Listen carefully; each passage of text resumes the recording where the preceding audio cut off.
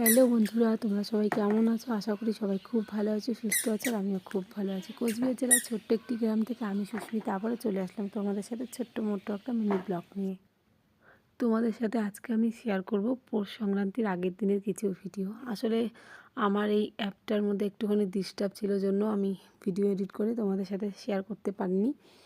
তো আজকে আর কি অনেক দিন পর বলতে পারো ভিডিও এডিট করে তোমাদের সাথে শেয়ার করছি। তো দেরি হয়ে গেল অনেকটাই, কবে সেই পৌষ সংক্রান্তি চলে গেছে। তো তার আগের দিন কী কী কাজকর্ম করেছি তোমাদের সাথে সেটাই শেয়ার করব। তো প্রত্যেক বছরের মতো প্রত্যেক বাড়িতেই বলতে পারো, গ্রামের বাড়িতে সবাই কিন্তু আগের দিন করে উঠোন ল্যাপা মোছা, ঘর দুয়ার ল্যাপা মোছা এসব করে। তো আমিও আর কি বিয়ের প্রথম বলতে পারো, বিয়ের পর প্রথম আজকে আমি উঠান আর কি লেপছি। আমার শাশুড়িমাই কিন্তু উঠান লেপে, কিন্তু এখন থেকে আস্তে আস্তে তো সব কাজ আমাকে শিখতে হবে, তাই না? আর উঠোন লেপতে আমার ভালোই লাগে, যেহেতু প্রথমে বাচ্চা ছিল, ছোটো বাচ্চা, তখন আর কি অতটা পারতামও না বিয়ের পর এসে। তো এখন আস্তে আস্তে অনেকটাই শিখে গেছি, তাই ভাবলাম যে না, নিজের থেকে আর কি চেষ্টা করে দেখি পারি কি না।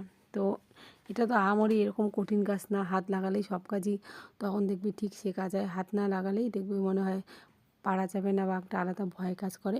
তো তারপর ভালো করে গোবর মাটি সব কিছু সুন্দর করে মিশিয়ে নিয়ে উঠোন লিপতে আর কি লেগে পড়ছি। আর এদিকে মেয়েকে নিয়ে যা অত্যাচার, যেহেতু আমার শাশুড়িমা বাড়িতে নেই, তাই মেয়েকে দেখার মতো কেউ নেই। তো ওইভাবেই পুরো উঠোন দেখো কি সুন্দর করে গোবর দিয়ে লেপে নিয়েছি।